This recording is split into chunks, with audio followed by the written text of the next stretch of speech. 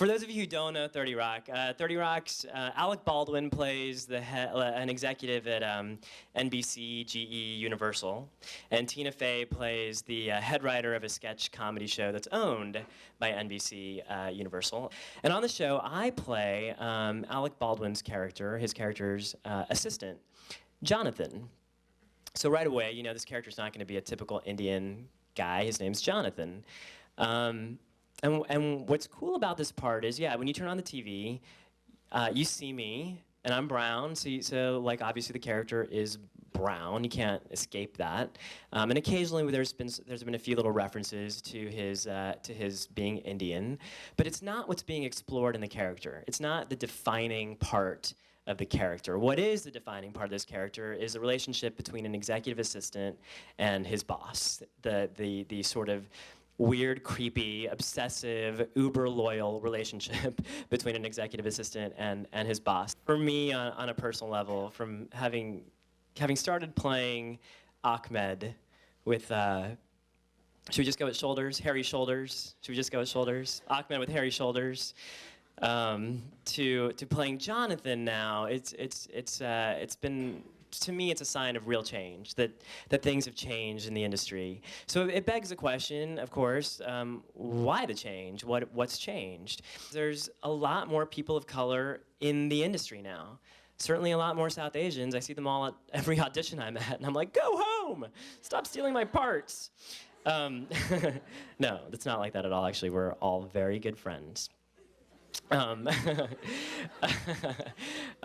there are a lot more people of color in the industry of all races, and not just actors. There's people in writers, directors, producers, studio executives, casting directors, and they're in the rooms for the creative conversations when scripts are being put out. They're able to say, hey, I don't think this is cool, or my people don't talk like that, or can we just make this character a little less offensive?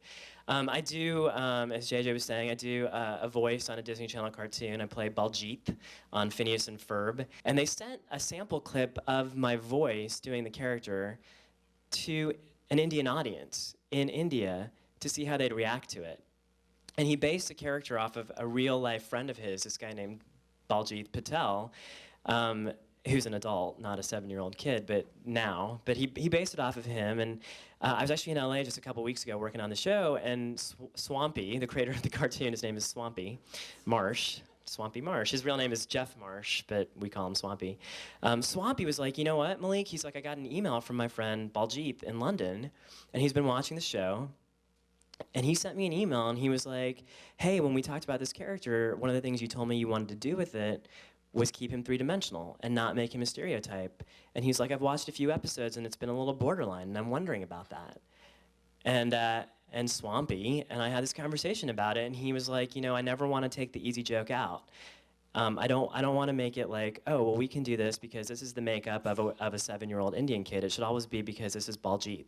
This is a three-dimensional, real, he's a cartoon, but real person. And so that conversation is being had now, which is something that I don't think was happening, you know, like merely a decade ago. And I think the thing that I'm always hoping for, and hopefully that we're all hoping for, is kind of what Baljeet, the real Baljeet, said, is that we want to have a three-dimensional person up there. We want to tell the truth. We want it to be the whole story.